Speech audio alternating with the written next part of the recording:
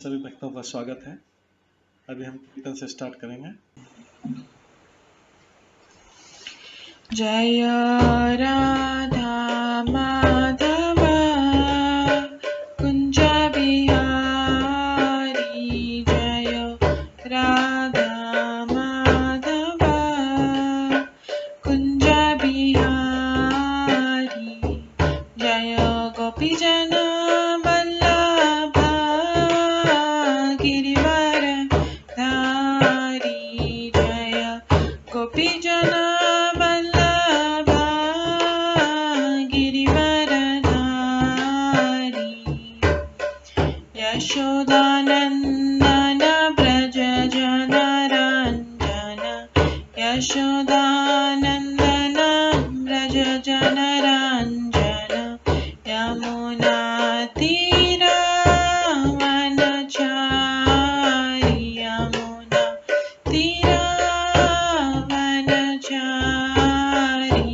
जय राधा माधव कुंज बिहारी, जय राधा माधव कुंज बिहारी, हरे कृष्णा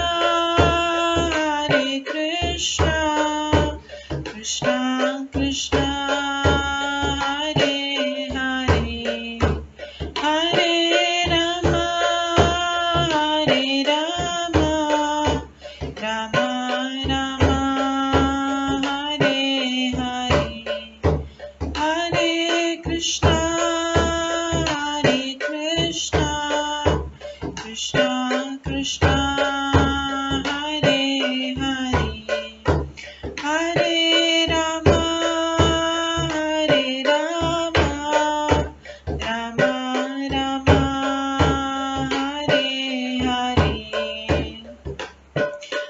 कृष्णा कृष्णा कृष्णा हरे हरे, हरे राम राम राम हरे हरे, हरे कृष्णा कृष्णा कृष्णा हरे हरे, हरे राम राम राम हरे हरे, हरे कृष्णा कृष्णा कृष्णा हरे हरे, हरे राम राम राम हरे हरे, हरे कृष्णा कृष्णा कृष्णा हरे हरे, हरे राम राम राम हरे हरे, हरे कृष्णा कृष्णा कृष्णा हरे हरे, हरे राम राम राम हरे हरे, जय राधा माधव राधे, जय राधा गोविंद राधे, जय गौरनिताय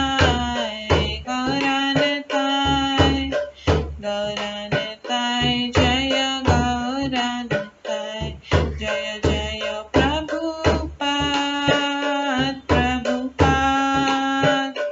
प्रभुपाद जय जय प्रभुपाद, जय जय गुरुदेव जय जय गुरुदेव, नित्य गौर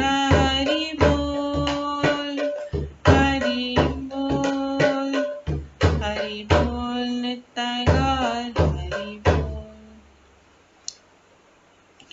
गौर प्रेमानंदे हरि हरि बोल। हरे कृष्णा। आज की इस क्लास में सभी भक्तों का स्वागत है। अभी मंगलाचरण से स्टार्ट करेंगे। ओम अज्ञान तिमिरन्धस्य ज्ञानाञ्जनशलाकया चक्षुरुन्मिलितं येन तस्मै श्रीगुरुवे नमः। श्रीचैतन्यमनोभीष्टं स्थापितं येन भूतले स्वयं रूप कदा मह्यं ददाति स्वपदान्तिकम्।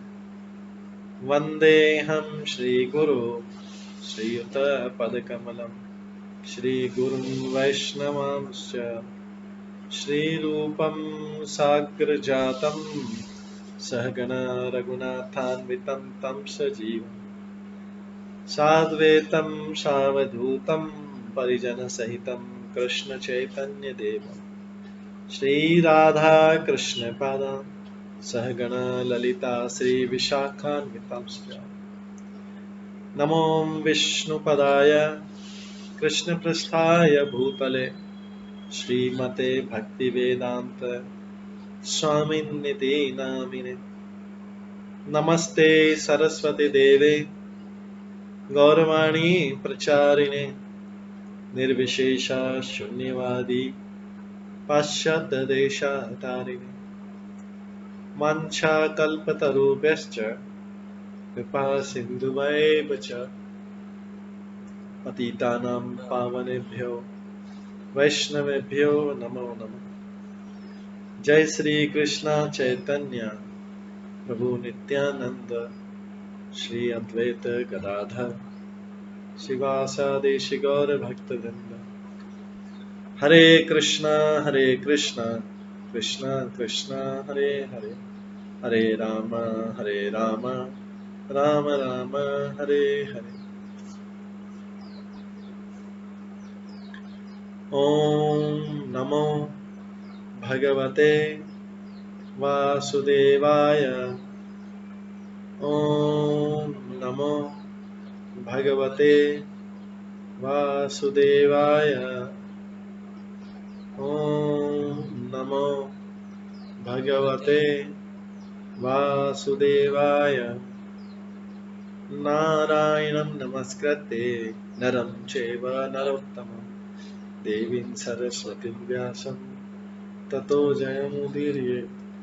नष्टप्रायेषु भद्रेषु नित्यं भागवत सेवया भगवते उत्तम श्लोके भक्तिर्भवति नैष्ठिकी। कृष्णाय वासुदेवाय देवकी नंदनाय च नन्दगोपकुमाराय गोविन्दाय नमो नमः। सर्ववेदान्तसारमे श्रीभागवतम् इष्यते तद्रसामृतात् नान्यत्र स्याद्रति क्वचित्। आराध्यो भगवान् ब्रजेश कन्यस्तनधाम वृन्दावन रम्या काचिदुपासना व्रजवधूवर्गेण या कल्पिता। श्रीमद्भागवतं प्रमाणम् अमलं प्रेम कुमार्थमः श्रीचैतन्य महाप्रभुमतम् इदं तत्रादरो न परम्। मूकं करोति वाचालं पङ्गुलङ्घयते गिरिं यत्कृपातमहं वन्दे परमानन्दमाधवम्। हरे कृष्णा।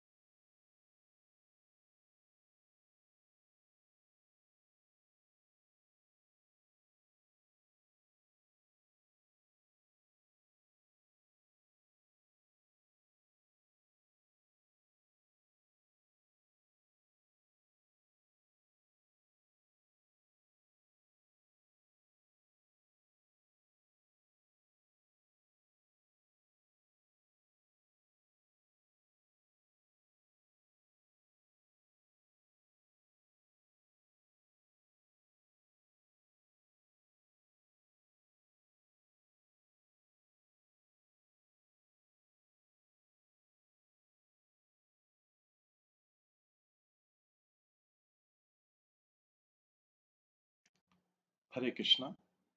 आज की इस क्लास में सभी भक्तों का स्वागत है।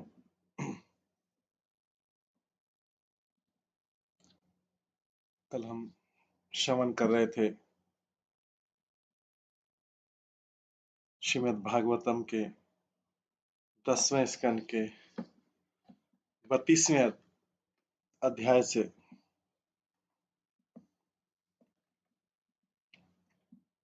जिसमें गोपियों ने भगवान से पूछा था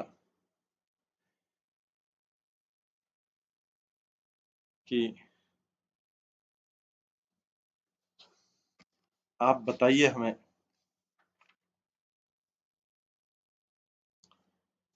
इन 3 प्रश्नों का उत्तर बताइए।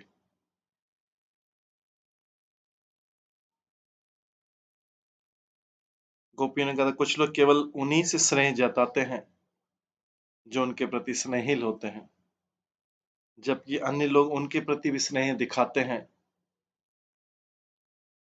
जो शत्रुवत या उदासीन देते हैं, और फिर भी कुछ लोग किसी से भी स्नेह नहीं जताते हैं। तो उनमें से आप किस कैटेगरी में? पहले पूछा कि हमें इस चीज को बताइए। तो भगवान ने कहा, कल हमने सुना था कि तथाकथित मित्र जो अपने लाभ के लिए एक दूसरे से स्नेह जताते हैं, वे वास्तव में स्वार्थी हैं। न तो उनकी मित्रता सच्ची रहती, न ही वे धर्म के असली सिद्धांतों का पालन करते हैं। यदि वे एक दूसरे से लाभ की आशा न करें तो प्रेम नहीं कर सकते। ये पहली कैटेगरी थी। दूसरी कैटेगरी थी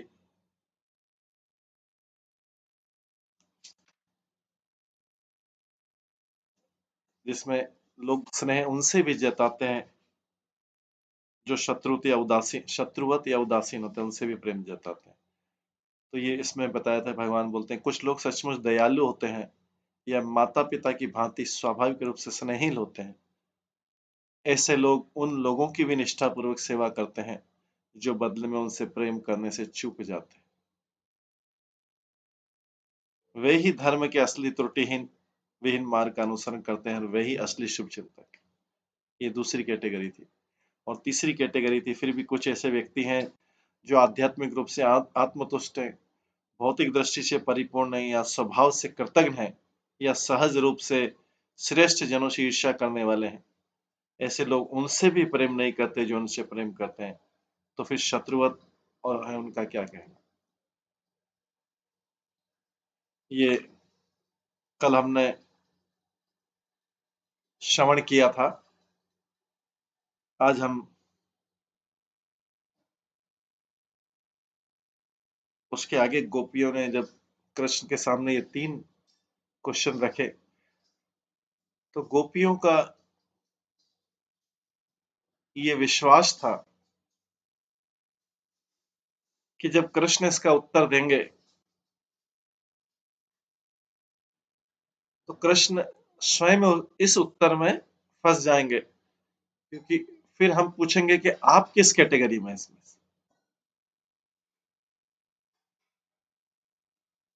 तो आज हम 20वें श्लोक से स्टार्ट करेंगे। 20वें श्लोक से स्टार्ट करेंगे जिसमें जिसमें कहा गया है, नाहं तु सख्यो भजतोऽपि जन्तून् भजाम्यमीषाम्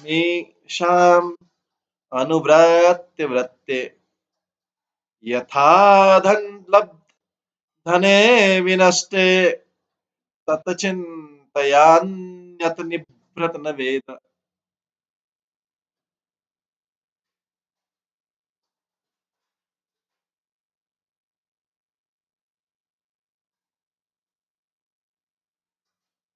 किंतु है गोपियों, मैं उन जीवों के प्रति भी तत्क्षण स्नेह प्रदर्शित नहीं कर पाता जो मेरी पूजा करते हैं।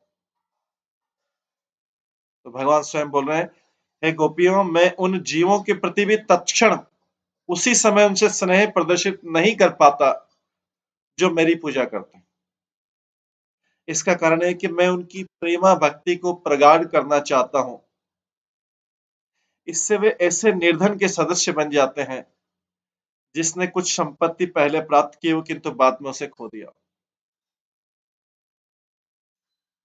तो मैं कई बार जीवों के प्रति तत्क्षण प्रेम प्रदर्शित नहीं कर पाता। हालांकि वो मेरी पूजा कर रहे हैं, मेरी भक्ति कर रहे हैं, मैं उनको कई बार रेसिप्रोकेट उनके प्रेम का आदान प्रदान नहीं कर पाता कई बार। तो भगवान ऐसा किसी मजबूरी में कर रहे हैं क्या? नहीं, भगवान बोलते हैं कि इस तरह उसके बारे में वो चिंतित हो जाता है कि भगवान मुझसे कुछ रेसिप्रोकेट नहीं करे और कुछ सोच नहीं पाता, मेरे अलावा कुछ सोच नहीं पाता है।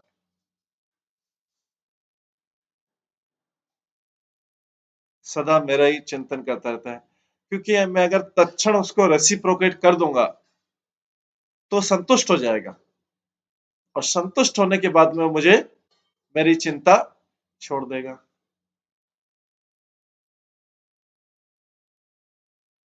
ये भगवान स्वयं 20वें श्लोक में बता रहे हैं।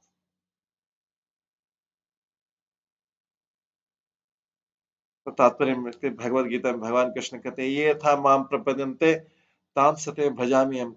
जिस तरह लोग जिस तरह मेरे पास पहुंचते हैं, मैं तद अनुरूप उनसे प्रेम करता हूं।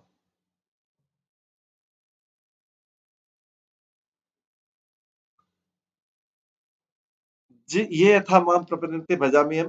लोग जिस तरह मेरे पास पहुंचते हैं, जिस जिस आशा से, जिस जिस भावना से, मैं उनसे उतना ही प्रेम करता हूं, उसके अनुरूप ही प्रेम करता हूं। अगर वो 90%, 99% भौतिक भावना लेके आए, खाली 1% जो है मेरे लिए, तो मैं उतना ही प्रेम उन्हें देता हूं।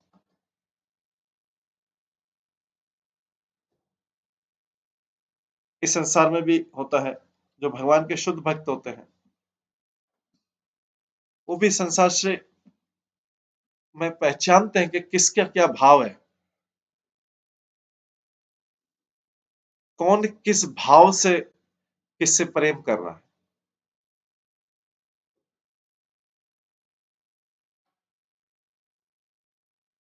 तो जब हम अपने गुरुजनों के पास जाते हैं, भगवान के शुद्ध के पास जाते हैं, तो क्योंकि भगवान की कृपा उनके ऊपर इतनी, तो वो समझ जाते हैं, वो समझते हैं कि किस व्यक्ति का कितना भाव है, उसके अनुसार वो कृपा करते हैं।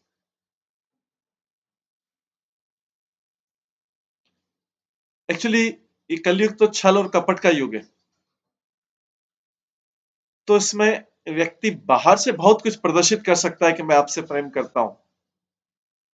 इस संसार में सब लोग बड़े बड़े नेताओं से प्रेम करते हैं, लेकिन जब वो नेता लोग अपनी पोजीशन छोड़ देते हैं, तो उनके सारे फॉलोअर जो प्रेम करने वाले चले जाते हैं, हजारों लाखों में चले जाते हैं। वही नेता जब अपने पीक पे था, अपनी उच्च स्थिति पे था, तो सारे लोग, लेकिन उसके बाद जब वो सारी स्थिति चला गया, तो हार्डली कोई एक दो रह जाएगा। लेकिन वो वास्तव में लोग समझ नहीं पाते इस संसार में कि कोई व्यक्ति किससे क्यों प्रेम करता है, उसके पीछे कारण क्या है। क्योंकि इससे पहले भगवान स्वयं ने उत्तर दे दिया है कि तथाकथित मित्र या संबंधी जो अपने लाभ के लिए एक दूसरे से स्नेह जताते हैं, वे वास्तव में स्वार्थी। न तो उनकी मित्रता सच्ची, न ही वे धर्म के असली सिद्धांतों का पालन करते हैं। यदि वे एक दूसरे से लाभ की आशा नहीं करेंगे, तो उनमें प्रेम होगा नहीं, उनमें प्रेम संभव नहीं है एक दूसरे से लाभ की आशंका नहीं।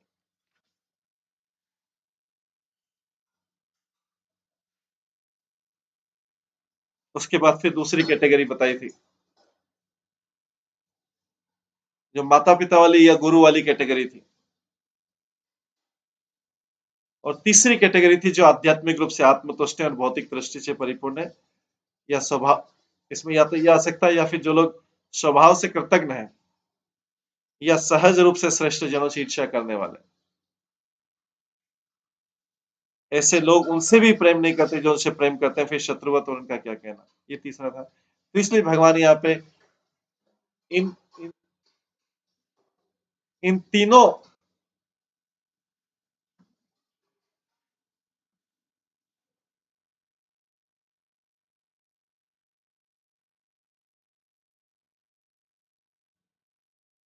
इन तीनों कैटेगरी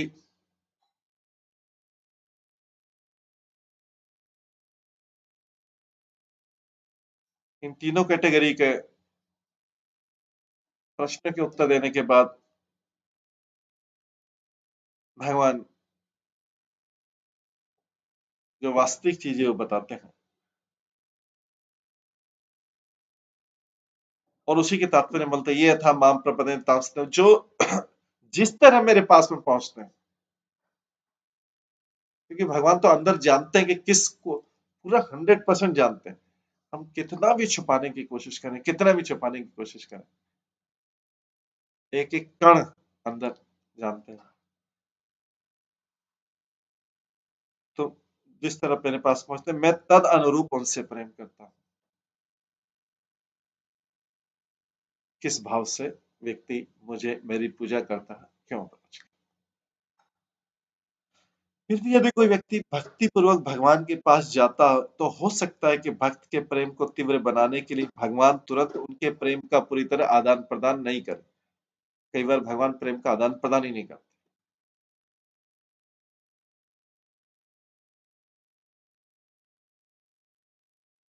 ऐसा लगता है कि भगवान प्रेम का आदान प्रदान नहीं कर रहे हैं। यही गोपियों को बता रहे हैं। मैं जो भी मैं उन जीवों के प्रति भी तत्क्षण स्नेह प्रदर्शित नहीं कर पाता जो मेरी पूजा करते हैं। इसका कारण है कि मैं उनकी प्रेमा भक्ति को प्रगाढ़ करना चाहता हूं। क्योंकि गोपी ने प्रश्न पूछा था कि आप कृतज्ञ हैं, हम आपके विरह में रो रहे हैं, लेकिन आप कुछ रिप्लाई नहीं दे रहे, आप दर्शन नहीं दे रहे।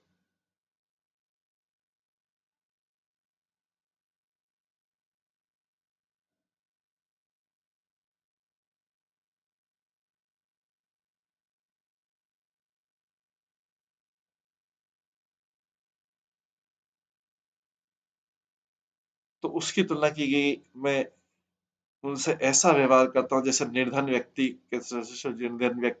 निर्धन व्यक्ति के पास होता है सुख और ऐश्वर्य, लेकिन वो सारा खो दे, उसी चिंता में डूबा रहता है।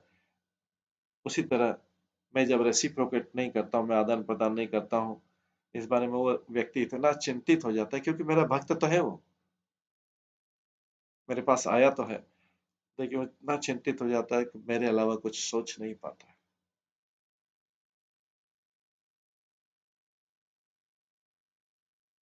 तो भगवान बोल रहे हैं भक्त के प्रेम के तीव्र बनाने के लिए भगवान तुरंत उस प्रेम को कई बार पूरी तरह आदान प्रदान नहीं करते।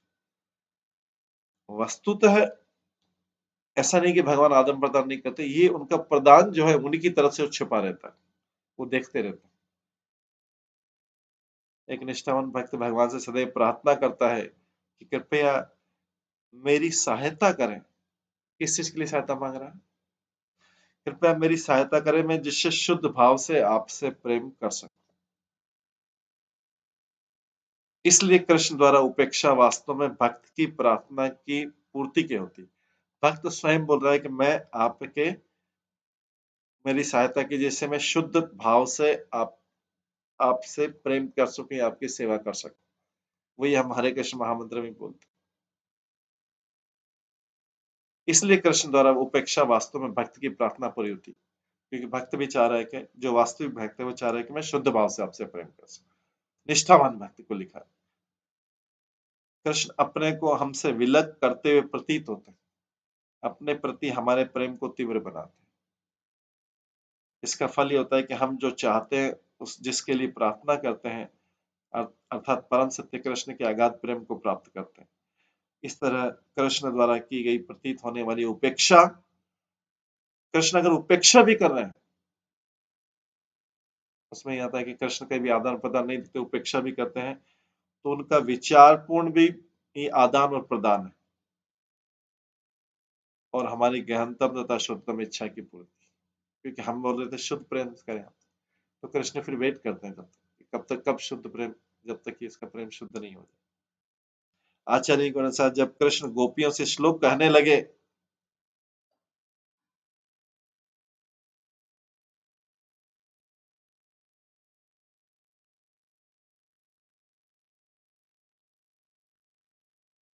आचार्य के अनुसार जब कृष्ण गोपियों से श्लोक कहने लगे तो वे एक दूसरे को तिरछी निगाहों से देखने लगी और अपने मुखों पर आने वाली हंसी को छिपाने का प्रयास करने लगी, क्योंकि उनका वास्तव में जो था, ये गोपी और कृष्ण का प्रेम ऐसा, उनका वास्तव में प्रेम था कृष्ण के ऊपर ये आरोप लगाना। तो इसलिए जब कृष्ण गोपियों से श्लोक कहने लगे तो एक दूसरे को तिरछी निगाहों से देखने लगी और अपने मुखों पर आने वाली हंसी को छिपाने का प्रयास करने लगी। अभी कृष्ण बोल ही रहे थे कि गोपियों को अनुभव होने लगा, कृष्ण जब बोल रहे थे गोपी को अनुभव होने लगा कि उन्हें प्रेमा भक्ति की सर्वोच्च सिद्धि प्रदान करे। वास्तव में कृष्ण जो है उन्हें प्रेम भक्ति की चरम सीमा तक ले जाना चाह रहा है, ये कृष्ण ने क्लैरिफाई किया। इसी में आचार्य लोग कहते हैं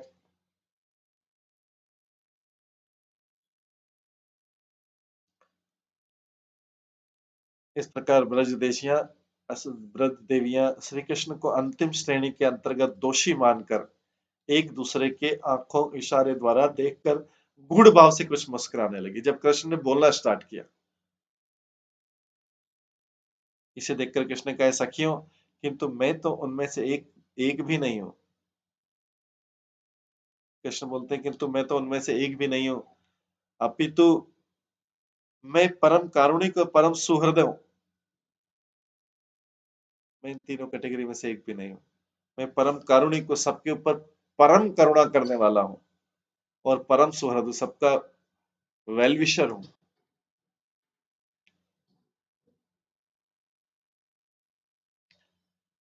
तो अगर भगवान का आदान प्रदान नहीं भी लगे तो भी भगवान को मानना, जीव को मानना पड़ेगा कि अगर भगवान कुछ भी नहीं करे हमारी प्रार्थना पे, तो भी भगवान की पोजीशन हुई परम कारुणिक, सब पे कंपेशन करने वाले हैं, करुणा करने वाले हैं और परम सुहृद।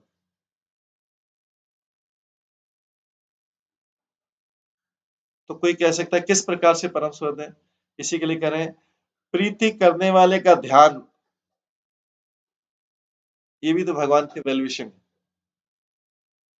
भगवान इस तरीके से वेल विशर है कि प्रीति करने वाले का ध्यान अविच्छिन्न रूप से, मतलब बिना ब्रेक हुए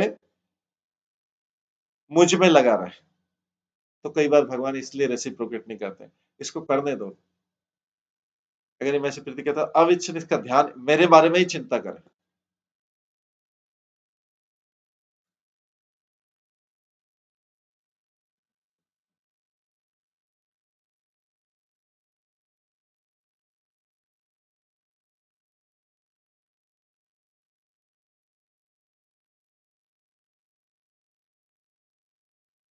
प्रीति करने वालों का ध्यान अविच्छिन्न रूप से मुझ में लगा रहे, अर्थात मुझ में निरंतर ध्यान प्रवृत्ति के लिए मैं प्रीति करने वालों को भी प्रकट रूप में कई बार प्रीति नहीं करता।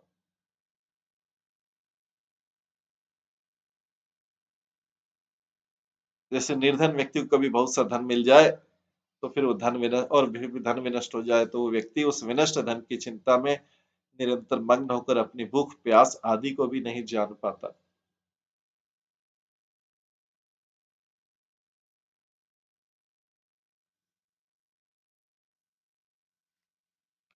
जीव गोस्वामी कहते हैं इस प्रकार ब्रज देवियों के मत से, गोपियों के मत से श्री कृष्ण जब उनके और दूसरों के साथ विचित्र भाव से क्रीड़ा करके आनंदित होते हैं, तब उनकी आत्म रमता और आत्म कामता, ये प्रथम भाव, दो भाव उनमें संभव नहीं है।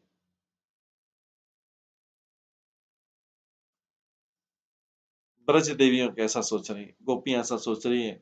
गोपियों के मन से श्री कृष्ण जब उनके साथ विचित्र भाव से क्रीड़ा करके आनंदित होते हैं, तब उनकी आत्मरामता और आत्मकामता ये प्रथम दावन में संभव नहीं।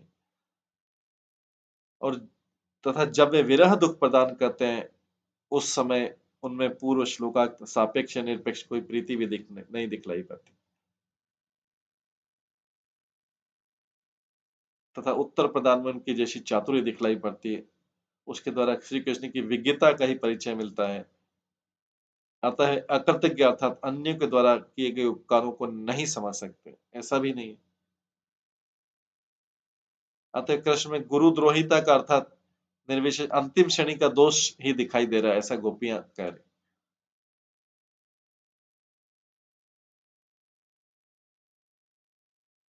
तो गोपियों ने पहले कृष्ण की अकृतज्ञता मात्र का प्रतिपादन करने के लिए प्रश्न किया, किंतु अब तो वे ब्रज देवियों के गोपियों के प्रश्न का उत्तर प्रदान करते हुए और भी अधिक विशेष दोष के दायी हो पड़े।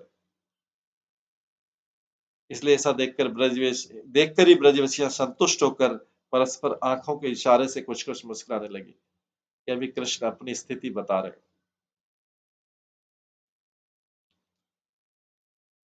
फिर कृष्ण बोलते हैं, अनंतर है सखियों, मुझसे प्रीति न करने पर भी मेरे द्वारा वैसे लोगों की प्रति की गई प्रीति समस्त प्रीति करने वालों की तुलना में सर्वश्रेष्ठ। अगर मैं किसी से प्रीति नहीं करता हो दिखाई दूं, मैं अगर किसी से प्रीति नहीं करता हो दिखाई दूं,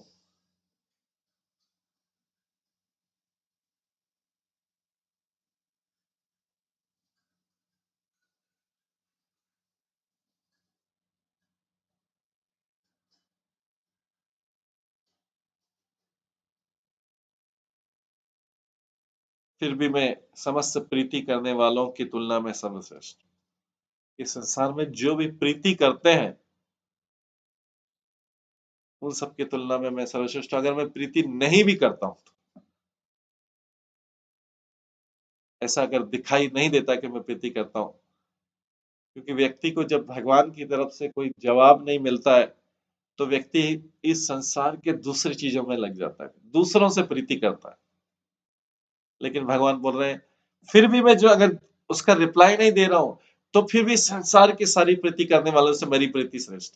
मैं नहीं, ये नहीं भी दिखाई देता कि मैं प्रीति कर रहा हूं तो भी, मुझसे प्रीति न करने पर भी मेरे द्वारा वैसे लोगों के प्रति की गई प्रीति, वैसी न्यूट्रल प्रीति भी समस्त प्रीति करने वालों की तुलना में, समस्त प्रेम करने वालों की तुलना में श्रेष्ठ। जो संसार में प्रेम करते हुए दिखाई देते हैं उन सबसे मेरा प्रेम श्रेष्ठ। अगर मैं प्रेम का कुछ आदान प्रदान में नहीं कर रहा हूं तो भी।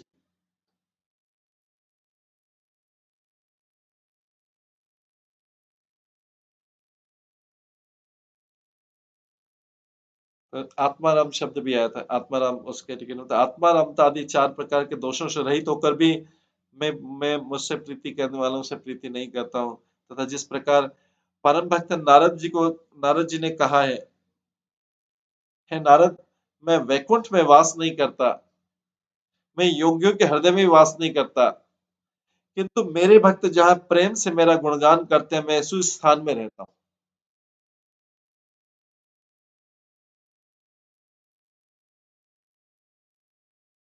भगवान बोल रहे हैं,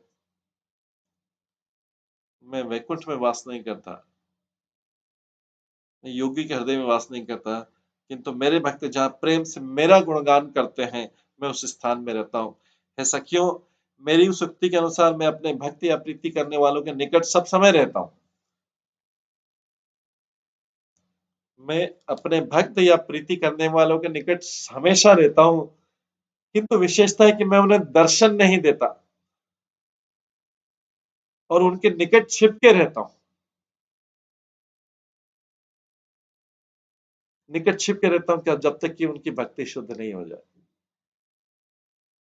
मैं चाहता हूं कि वो सारे समय मेरे बारे में सोचते रहें।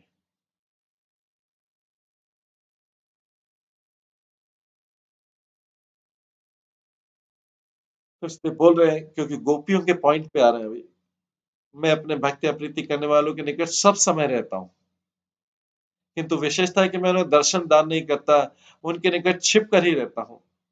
अतः तुम लोगों ने मुझसे प्रीति की है और मैं तुम लोगों से प्रीति नहीं करता, ऐसी बात नहीं है।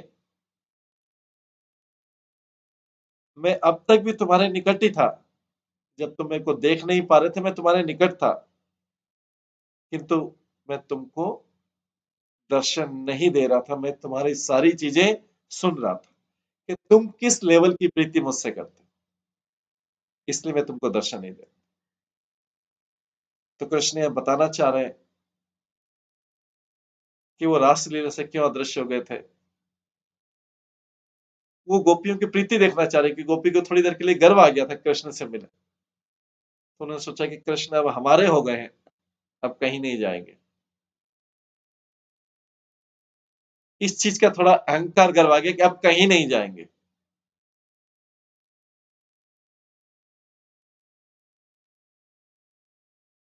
इस चीज को हटाने के लिए कृष्ण अदृश्य हो गए। इसका मतलब ये नहीं कि प्रीति खत्म हो गई, केवल मात्र उस प्रीति में जो गर्व आ रहा था, शुद्धता में थोड़ी कमी आ रही थी, उस कमी को हटाने के लिए, शुद्धता में जो कंटामिनेशन आ गया था थोड़ा, अपेरेंटली गोपियां कभी ऐसा कर नहीं सकती, लेकिन इस लीला में ऐसा है, ऐसा इस लीला में दिखाई देता है, बाहरी रूप से दिखाई देता है। गोपी में गर्व आ गया था, आंतरिक कारण तो कुछ और था, लेकिन ऐसा जो उस अशुद्धता को हटाने के लिए और गोपियों के प्रेम को और शुद्ध करने के लिए भगवान अदृश्य हो गए, और भगवान उस चीज को बता रहे कि मैं तो निकट ही था, छिप के रह रहा था।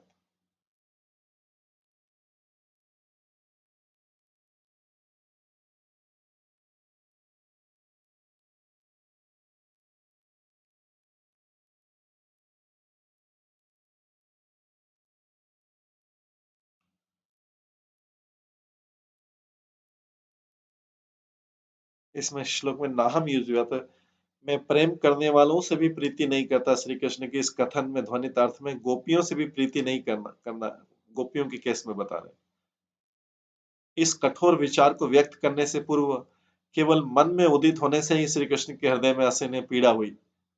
इस विचार को व्यक्त करने में कि ऐसा नहीं है,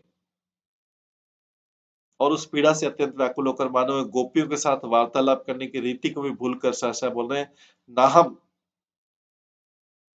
अतः ऐसा क्यों। इसका संबंध के द्वारा श्री कृष्ण गोपी को सूचित करे कि मैं आत्माराम इत्यादि नहीं हूं, अपितु तुम्हारे साथ रमण करने वालों में जंतु न अर्थात जीव मात्र ही ऐसा करने का भाव कि मैं जो तुम लोगों के प्रति इस प्रकार उदासीन व्यवहार मैंने किया, वो केवल तुम्हारी प्रति ही नहीं अपितु सबके प्रति मेरा ऐसा ही व्यवहार, ये मेरा स्वभाव है। अतः तुम लोग ये मत समझो कि अपने प्रति मेरे उदासीन की आशंका मत करो कि खाली हमें गोपियों के प्रति उदासीन हुआ, ये मेरा स्वभाव है।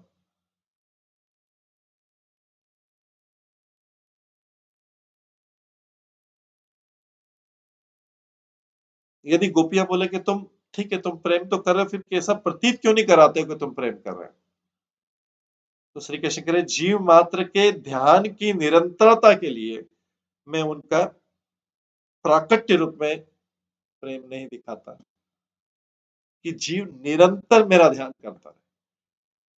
ये वास्तव में जीव का भी स्वभाव, जैसे ही दर्शन होंगे जीव संतुष्ट हो जाएगा, उसको गर्व भी हो जाएगा भगवान की संतुष्ट हो गया, अब मेरा काम पूरा।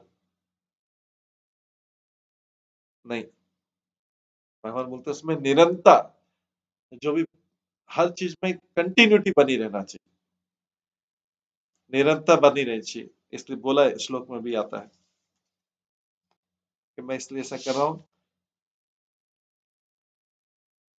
कि तुम इतने चिंतित हो जाओ कि तुम उस मेरे सोच को, मेरे प्रेम को भूल नहीं जाओ, इसलिए मैं तुरंत दर्शन नहीं देता। क्योंकि जैसे ही किसी व्यक्ति को, जैसे कोई पढ़ाई के लिए या कुछ विवाह के लिए, या पढ़ाई के लिए, विवाह के लिए, या और कोई बिजनेस के लिए, जैसे उसका टारगेट अचीव होता है, अगर विद्यार्थी स्टूडेंट बहुत सक्सेसफुल हो गया, या जैसे ही किसी का पहले विवाह नहीं हो रहा था कई सालों तक, फिर अचानक उसका विवाह हो गया, तो कृतज्ञता, व्यक्ति जीव कृतज्ञता भूल जाता है, और तुरंत वो सेटिस्फाई होकर फिर उस चीज को भूल, उसको पता नहीं कि इस चीज की प्राप्ति के लिए कितनी कठिनाई हुई थी। तो जैसे जैसे समय बदलता जाता है, व्यक्ति उपकारों को भी भूलता जाता है। उस समय वो सबसे डिफिकल्ट चीज थी, लेकिन मिल गई तो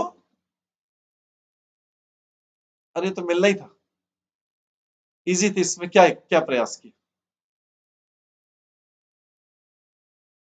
तो व्यक्ति धीरे धीरे हर चीज को, लेकिन भगवान ऐसा नहीं करते। भगवान बोलते नहीं, ये भौतिक चीजों में हो सकता है, मैं नहीं करूंगा ऐसा। मेरे को प्राप्त करना हमेशा तुम्हारे लिए डिफिकल्ट रहेगा। क्योंकि जीव की हैबिट है कि जो जो चीज उसको मिलती जाती है उसकी उसकी वैल्यू तुच्छ होती जाती है। धन नहीं था कि अगर किसी के पास धन नहीं होता धन थोड़ा सा मिलता है, अरे ये तो मिलना ही था। फिर उसके बाद थोड़ा सा और कुछ मिलता है दूसरे से, नहीं ये तो मिलना ही था। जब तक नहीं मिला था वही चीज हाईएस्ट थी।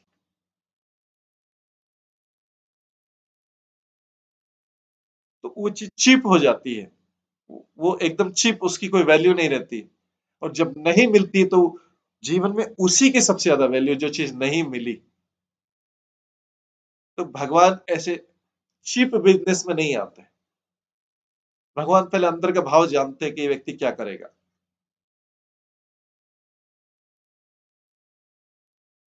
तो भगवान जब तक शुद्ध प्रेम नहीं हो जाए तब तक दर्शन नहीं देते, प्रत्यक्ष रूप से। अप्रत्यक्ष रूप से रहते हैं उसके साथ, अप्रत्यक्ष रूप से उसके साथ में रहते हैं, लेकिन प्रत्यक्ष रूप से दर्शन नहीं देते, क्योंकि जीव फिर चीप समझने लगेगा भगवान, जैसा वो संसार में करता आया है। हर जो इच्छा पूरी होगी वो चीप हो जाती है, और हर जो इच्छा पूरी नहीं वो सबसे एक्सपेंसिव रहती है।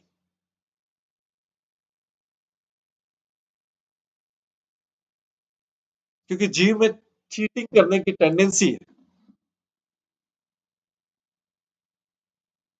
पहले वो शो करता है कि ये चीज इसके लिए सबसे मोस्ट इंपॉर्टेंट चीज, लेकिन जब वो मिल गई तो वो बोलता है नहीं नहीं तो चिप थी, मिल नहीं थी, धोखाधड़ी हो गई, चीटिंग हो गया। फिर प्रयास करते, फिर सब लोग मिलकर प्रयास करते, फिर दूसरी चीज मिल गई, अरे नहीं तो मिलनी थी, इसका इसमें क्या, फिर चीप हो गई। इस प्रकार से व्यक्ति चीटिंग करता जाता है, चीटिंग करता जाता है, क्योंकि चीटिंग टेंडेंसी हर ऐसी व्यक्ति को, हर ऐसी चीज को बताएगी कि मोस्ट इंपॉर्टेंट ये मिल जाएगा तो मैं संतुष्ट हो जाऊंगा, लेकिन फिर चीट कर जाता है, फिर चीट कर जाता है।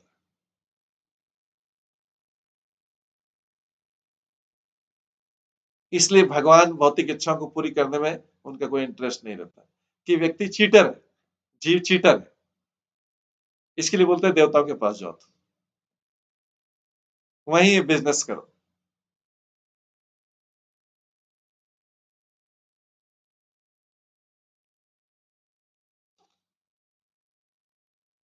इसलिए कृष्ण कह रहे हैं कि जीव मात्र के ध्यान की निरंतरता के लिए मैं उनका प्रकट भजन नहीं करता। निरंतर ध्यान प्रवाह की वृत्ति जिसके फल से प्राप्त होती, उस वृत्ति के लिए अर्थात प्रेम की प्रकटता प्रकाश करने के लिए मैं प्रकट रूप में दर्शन नहीं करता। प्रेम की परिपक्व अवस्था में ही मैं ध्यान की निरंतरता प्राप्त होती।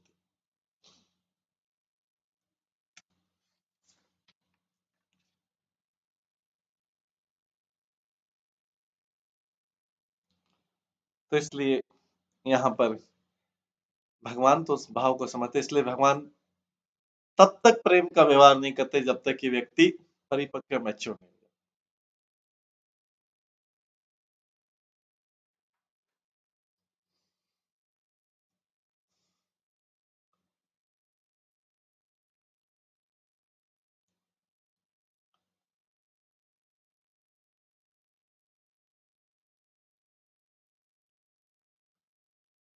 अनंतर हे सखियों, मुझसे प्रीति न करने वाले भी मेरे द्वारा वैसे लोगों की प्रति की प्रीति गई, प्रति की गई प्रीति समस्त प्रीति करने वालों की तुलना में सर्वश्रेष्ठ। यदि गोप्य कहे कि तुम्हारे प्रति हम लोगों की निरंतर ध्यान वृत्ति तो सब समय वर्तमान है, तुम्हारे प्रति हमारे ध्यान करने की प्रवृत्ति सब समय वर्तमान है, अर्थात हम लोग तो सदैव तुम्हारी चिंता करते रहते, फिर आप हमारे साथ ऐसा क्यों कर रहे हैं?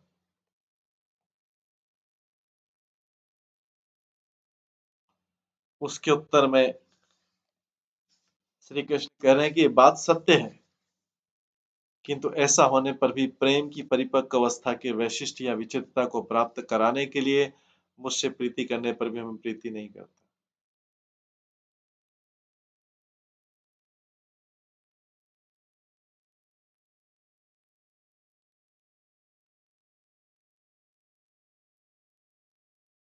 मैं प्रेम की परिपक्व अवस्था, प्रेम की मैच्योरिटी तक ले जाना चाहता हूँ।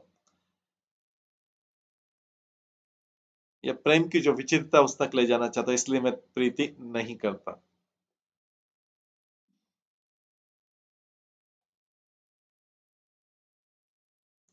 इस प्रकार भगवान अपने रूप गुण आदि के द्वारा सभी को वशीभूत करने के कारण, स्वार्थ से परिपूर्ण होने के कारण तथा एकमात्र प्रेम के अतिरिक्त अन्य किसी वस्तु की अपेक्षा नहीं रखने के कारण सर्वत्र उदासीन संभाव युक्त।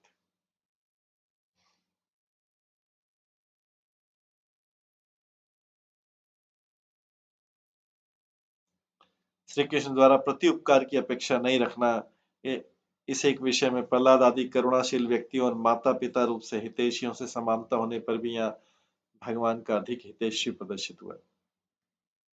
क्योंकि जिस प्रेम के द्वारा भगवान वशीभूत होते हैं, उस प्रेम के अदेय होने पर भी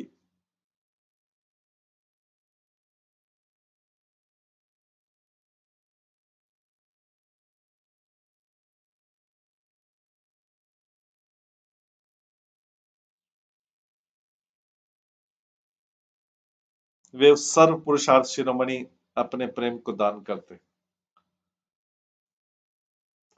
वो जो मोस्ट डिफिकल्ट प्रेम है भगवान का, अदेय है, जो दिया नहीं जा सकता, फिर भी वो प्रदान करते हैं। प्रियजनों के प्रेम रस से भगवान को एक अपूर्व आस्वादन की अधिकता का अनुभव होता।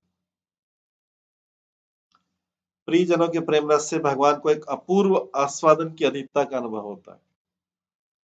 इसके कारण कि वो प्रेम तरंगिणी के वर्धन की लालसा से निरंतर लालायित रहते हैं, और यहाँ तक कि इसके लिए प्रियजनों के विरह के दुख को भी सहन किया करते हैं। प्रेम तरंगी के वर्धन को, भगवान से जो व्यक्ति प्रेम करता है, वो उसके प्रेम को और ऊपर देखना चाहता है। भगवान स्वयं प्रेम तरंगिणी के वर्धन की लालसा से निरंतर लालायित रहते हैं, यहाँ तक कि इसके लिए प्रियजनों के विरह दुख को भी सहन करते हैं। तो गोपियों के विरह को भी सहन किया।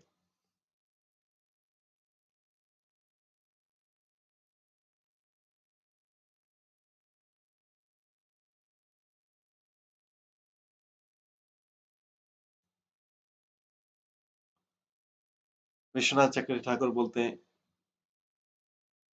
यदि गोपियां कहें कि पहले और दूसरे प्रश्न के उत्तर में उदाहरण स्वार्थ पर तथा करुण जन और माता पिता में तुम अंतर्भुक्त नहीं हो, किंतु तृतीय प्रश्न के उत्तर में उदाहरणों से तुम किस श्रेणी में परिणित हो गए। तुम दोनों फर्स्ट कैटेगरी में नहीं, लेकिन तीसरे कैटेगरी में तुम कैसे आ गए। गोपियों के इस प्रश्न की आशंका श्री कृष्ण करी है, सखियों सुनो, क्या तुम लोग मेरे मुख से मेरी पराजय सुनने की इच्छा कर रही हो? क्या तुम लोग मेरे मुख से मेरी पराजय सुनने की इच्छा कर रही है? हे परस्पर मंद मंद मुस्कान की विलास से युक्त कटाक्ष की चूड़ामणि सखियों सुनो, मैं नारायण के रूप में आत्मराम और पूर्ण काम होने पर भी श्री नंद महाराज के पुत्र में न तो मैं आत्मराम हूं, न ही पूर्ण काम। गोप बालक होने के कारण मैंने नीति शास्त्र का अध्ययन भी नहीं किया, इसलिए मैं अकृतज्ञ हूं, तथापि नारायण रूप में सर्वज्ञ होने के कारण कृतज्ञ हूं।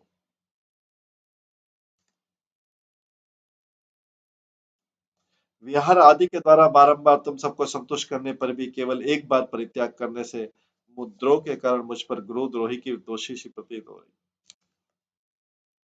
किंतु पुनः तुम लोगों को अपना दर्शन आनंद प्रदान करने के कारण मैं गुरुद्रोही नहीं हूं। यदि गोपियां पुनः कहे कि तब फिर निश्चित रूप से बताओ तुम इसमें से कौन सी श्रेणी में हो?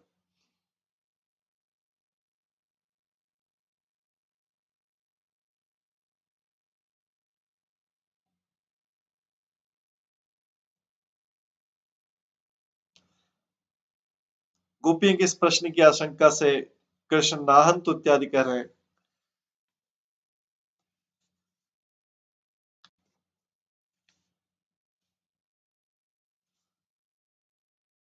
तो तू शब्द का उपयोग अर्थात एक अन्य श्रेणी के अवतर, तो भगवान बोले मैं इन सब श्रेणी में हूं ही नहीं, मैं इन सब श्रेणियों में नहीं हूं। जंतु अर्थात मेरे भजन परायण होने पर भी मैं भजनकारी जीव मात्र का भजन नहीं, मतलब मैं जो मेरे से प्रेम में भक्त होते, मैं भी कई बार उस जीव को प्रेम नहीं करता।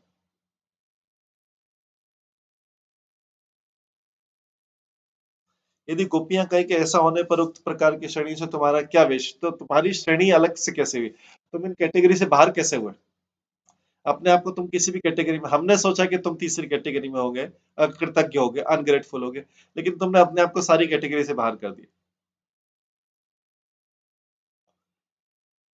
इसमें उत्तर में श्री कृष्ण कर अमीषा इत्यादि मेरे भजन परायण जनों का जो नाम कीर्तन आदि भजन है, उस भजन वृत्ति की रक्षा के लिए मैं उनका भजन नहीं करता। मतलब मैं, जो मेरे प्रेमी जन हैं, जो मेरा नाम कीर्तन करते थे, उनकी उस प्रेम करने की प्रवृत्ति की रक्षा करने के लिए मैं उनसे प्रेम शो नहीं करता। क्यों नहीं शो करते? जिससे उनकी भजन वृत्ति की रक्षा करना, मतलब उनकी प्रेम करने की प्रवृत्ति टूटे नहीं। उनके प्रेम करने की जो मेरे से प्रवृत्ति टूटे नहीं, उनकी प्रेम प्रवृत्ति की रक्षा करने के लिए मैं उनका उनसे प्रेम नहीं प्रकट करता। प्रेम कहता नहीं, मैं प्रेम प्रकट नहीं करता, जिससे वो मैं उससे प्रेम करने का कंटिन्यूस प्रयास, निरंतर प्रयास करते रहे। कब तक? जब तक कि वो मेरे पूर्ण प्रेमी, परिपक्व प्रेमी नहीं बन जाए, जिससे फिर उनका प्रेम टूटे नहीं बीच में। क्योंकि अगर इमेच्योर व्यक्ति है और उसको भगवान ने दर्शन दे दिए, अगर इमेच्योर व्यक्ति है, अभी प्रेम परफेक्ट 100% प्योर नहीं हुआ है, उसके बीच में दर्शन दे दिए तो उसी से संतुष्ट हो जाएगा, और उसके बाद वो भगवान का प्रेम करना बंद कर देगा।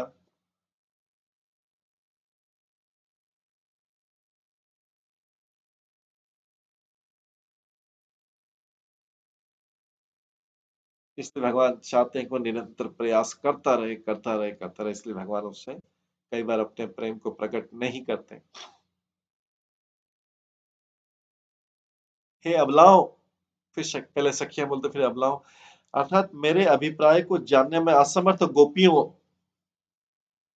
अभी भगवान बोल रहे अबलाओ, पहले सखी बोल रहे थे, पहले सुमध्यमा बोल रहे थे, हे सुंदर गोपियों, गुण वाली। अब भगवान बोल रहे हैं हे अबलाओ। अबलाओ मतलब क्यों बोला यहाँ पर? कि वो भगवान के अभिप्राय को नहीं समझ पा रही है, इसलिए भगवान उनको बता रहे। हे अबलाओ, मेरे अभिप्राय को जानने में असमर्थ गोपियों, मेरे मेरा भजन करने पर भी और मेरे दर्शन न प्राप्त करके जो भजन परायण जनों के हृदय में ऐसा दीनता उत्पन्न होती है, हाय हाय, हमने जितनी भी चेष्टा कर ली भगवान को प्राप्त करने की, सारी चेष्टाएं विफल हो गई, इसलिए अब मैं अपराधी हूं, इसलिए सारी चेष्टाएं खत्म हो रही है।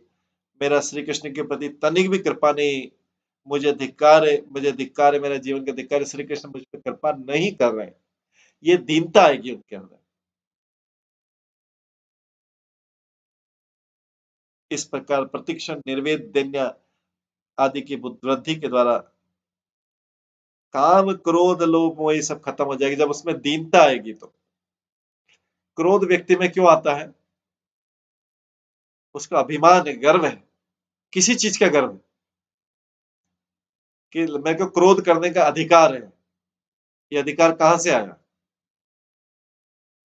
जो अति दीन व्यक्ति है वो सोचता है मेरे पास तो कुछ भी नहीं, तो उसके पास तो कोई अधिकार नहीं रहता। अधिकार की ये अधिकार का सोच कहां से आता है? व्यक्ति ऐश्वर्य में है, सुख में है। एक दीन व्यक्ति, अति दीन व्यक्ति किसी के ऊपर कैसे क्रोध करेगा जब उसका किसी के ऊपर अधिकार ही नहीं?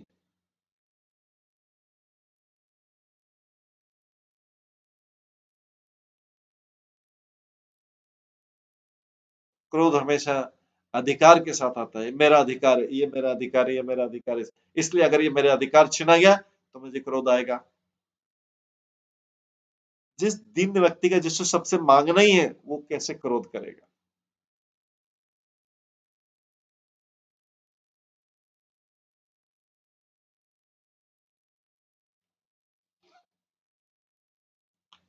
तो इसलिए बोल रहे हैं अतः जानना होगा कि मैं अपराधी हूं।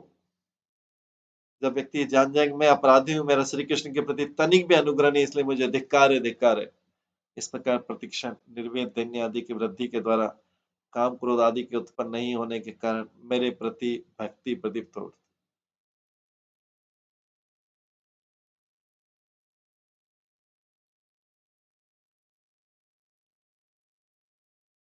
इस प्रकार मैं अजात प्रेम जनों की इस प्रकार से मैं अजात प्रेमी जनों की भजन वृत्ति की, उनकी जो मैं से प्रेम करने की प्रवृत्ति, उसकी मैं रक्षा करता हूं, वो प्रवृत्ति टूटे नहीं, इसलिए मैं दर्शन नहीं देता हूं।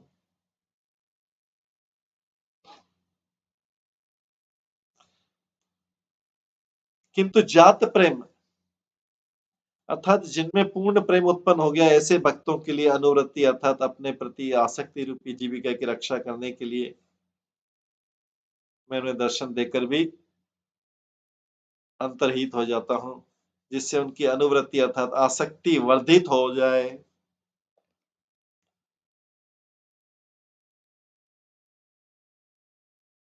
मैं दर्शन दे के अंतर्हित हो जाता हूं, जिससे उनकी प्रेम करने की प्रवृत्ति में मेरी उनकी आसक्ति में वृद्धि हो।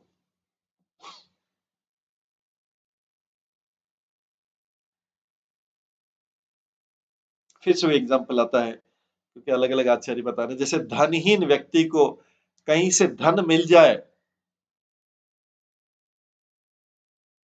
जो निर्धन परिवार में निर्धन इस अवस्था में पला है, उसको कहीं से धन मिल जाए, लेकिन वो धन फिर से खो जाए थोड़े समय, तो धन की चिंता में पूर्णतः मग्न रहता है, उसे भूख प्यास का भी बोध नहीं रहता। अतः मेरा भजन करने वाले लोगों को मेरे प्रति आसक्ति ही मुझे वांछित, मेरी जो प्रेम करते हैं उन लोगों की मेरे प्रति आसक्ति ही मुझे वांछित है। इस आसक्ति का और भी अधिक वर्धन करने के उद्देश्य ही मैं उनका प्रकट रूप में भी प्रेम नहीं प्रदर्शित करता हूँ, निगुण भाव से अधिक रूप छिपकर अधिक रूप में ही उनसे मैं प्रेम करता हूँ, मैं लेकिन छिप के करता हूँ प्रेम। इस प्रकार मैं भी वस्तुतः उसी प्रकार करोड़ों, जिस प्रकार द्वितीय प्रश्न अर्थात भजन नहीं करने वाले में भी जो भजन करते हैं वैसी करना। इसलिए दर्शन दान देने से ही मेरा भजन होता है, दर्शन न देने से मेरा भजन नहीं होता। इस प्रकार की व्याख्या युक्ति संगत नहीं है। इसका मतलब है कि दर्शन देने से ही मेरा प्रेम व्यक्त होगा, और नहीं दर्शन देने से मेरा प्रेम व्यक्त नहीं होगा, ये धारणा गलत है। मैं नहीं दर्शन दे के भी प्रेम कर सकता हूँ।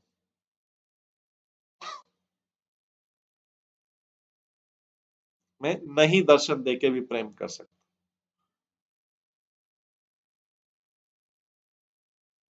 इसका कारण ये था, माम प्रपद्यन्ते ताम सते भजामि हम, अर्थात जो लोग मेरा जिस भाव से भजन करते हैं, मुझसे मैं भी उन्हीं उसी रूप में उनका भजन किया करता हूँ, उनको सेवा किया करता हूँ। वस्तुतः मेरी इस प्रतिज्ञा का अन्यथा आचरण होना उचित नहीं होगा। मेरी प्रतिज्ञा है, इस प्रतिज्ञा को कोई अन्य अर्थ नहीं लगाना।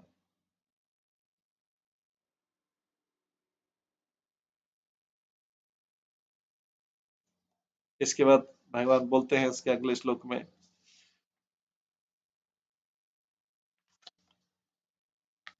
एवं मदार्थो उचित लोक वेदा स्वानामहिव मयि अनुवर्तये स्वानामहिव मयि अनुवर्तये बोला, मया परोक्षम भजता तिरोहितम मास अस्वीतुम महर्थ प्रियम प्रिया। हे बालाओं, भगवान और एक्सप्लेनेशन दे रहे हैं, हे बालाओं, हे गोपियों, जानते हुए मैं जानता हूं कि तुम सबों ने मेरे लिए ही लोकमत वेद मत तथा अपने संबंधियों के अधिकार को त्याग दिया। तुमने मेरे लिए लोकमत, लोगों को क्या विचार है, वेदों का क्या विचार है, और संबंधियों को क्या विचार है, उनका संबंधियों के अधिकार को त्याग दिया मेरे लिए तुमने। तो मैंने जो किया, गलत मत समझना मुझे, मैंने जो किया वो अपने प्रति तुम लोगों की आसक्ति बढ़ाने के लिए किया था। तो भगवान गोपियों का उपकार मान रहे हैं।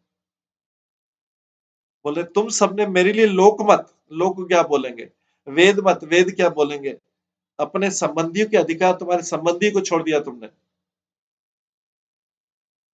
संबंधी के अधिकार को त्याग कर मैंने जो तुम त्याग दिया तुमने मेरे लिए, मैंने जो किया वो तुमने अपने प्रति तुम लोगों की मेरे प्रति आसक्ति बढ़ाने के लिए किया। तुम्हारी आसक्ति मेरे प्रति और बढ़े, तुम लोगों की दृष्टि से सहसा अपने आप को ओझल कर, तुम लोगों की सहसा दृष्टि से सहसा अपने आप को ओझल कर बनाकर भी मैं तुम लोगों से प्रेम करना रोक नहीं पाया। मैं अदृश्य होकर भी तुमसे प्रेम कर रहा था, उतना ही प्रेम कर रहा था। अतः प्रिय गोपियों, तुम अपने प्रेमी अर्थात मेरे प्रति दुर्भावना को स्थान मत दो, मेरे प्रति बुरा मत मानो। क्योंकि गोपियां भी थोड़ा रोष में, प्रेम तो कर रही थी लेकिन प्रेम में थोड़ा सा रोष कर रही थी, थोड़ा अपना नाराजगी बता रही थी। तो भगवान देखिए गोपियों से क्षमा मांग रहे हैं। कैसे भगवान है, सारा संसार अपने अपराधों के लिए भगवान से क्षमा मांगता है, जो थोड़े बहुत बुद्धिमान है। मूर्ख व्यक्ति तो फिर उनका तो गलती स्वीकार करने के प्रश्न नहीं है, अपराध स्वीकार करने के प्रश्न, इसलिए वो क्या मांगेंगे। लेकिन जो थोड़े बुद्धिमान संसार के सारे होते हैं भगवान से अपने अपराधों की क्षमा मांगते हैं। लेकिन यह गोपियों के केस में भगवान क्षमा मांग रहे हैं।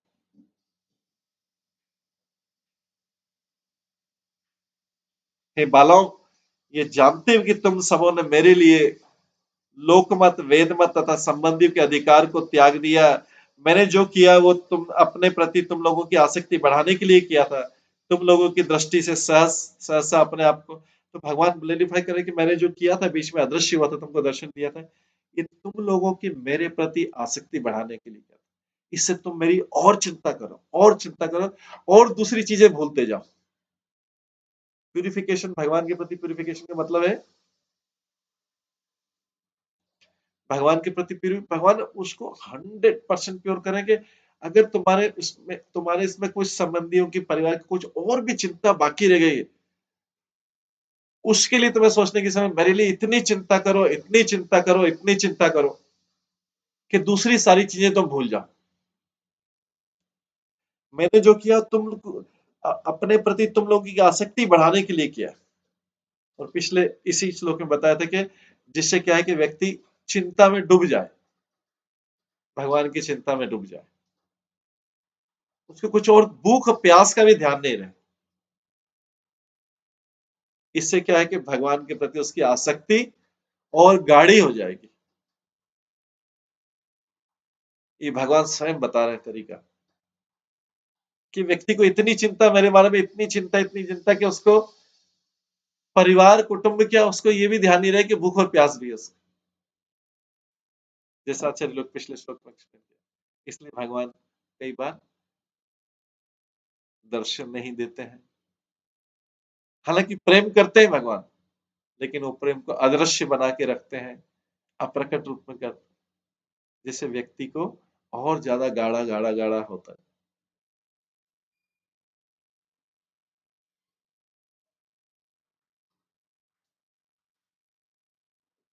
अनुवृत्ति, प्रेम अधिक के लिए क्लेशा मैं करता हूँ, अपरोक्ष से तुम्हारी दृष्टि से ओझल हो गया, अंतर ध्यान हो गया।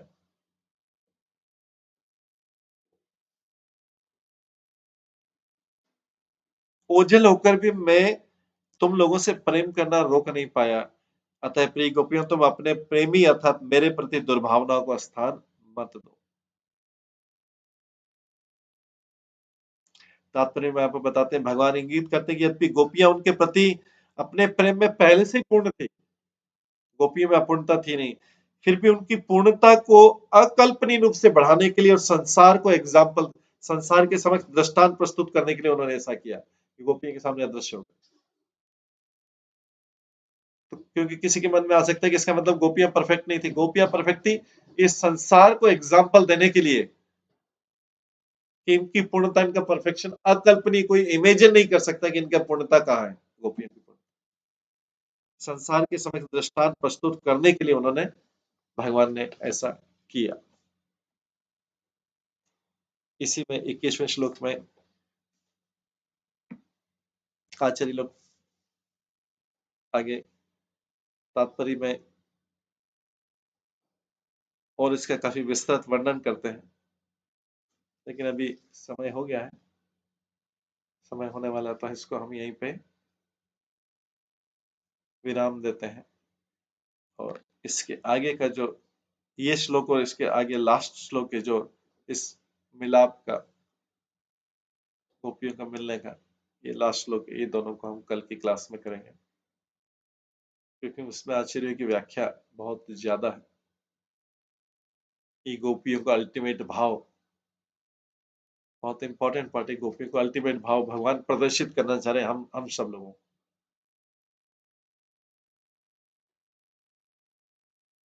इसलिए आज इसको यहीं पे विराम देके इसके आगे का जो हम कल की क्लास में करेंगे। सभी भक्तों का बहुत बहुत धन्यवाद। सभी भक्तों के लिए एक बार हरे कृष्ण महामंत्र का जप करते हैं। हरे कृष्णा कृष्णा कृष्णा हरे हरे, हरे राम राम राम। तो वास्तव में गोपी गीत एक तो लीला तो है ही सी भगवान की, लेकिन इसके द्वारा भगवान तो सारा के सारा मैसेज जीवों को दे रहे हैं। जीव भी भगवान से सेपरेटेड, गोपियां तो कुछ समय के लिए सेपरेट हुई थी, अदृश्य हुए थे भगवान उनके सामने, लेकिन जीव तो अनंत काल से, जीव के लिए अनंत काल से भगवान अदृश्य। जीव कैसा बिहेव करता है उस अवस्था में, वो इसमें देखने को मिल रहा है।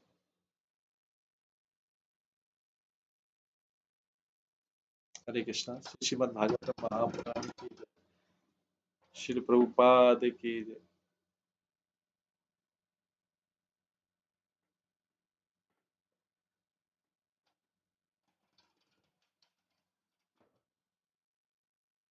श्री प्रभु, आज प्रभुपाद डिसअपीयरेंस डे भी है। प्रभुपाद आज मंदिर में भी भगवान प्रभुपाद की गुरु पूजा और ये सब होगी, तो भक्त लोग अटेंड कर सकते हैं गुरु पूजा जो होती है।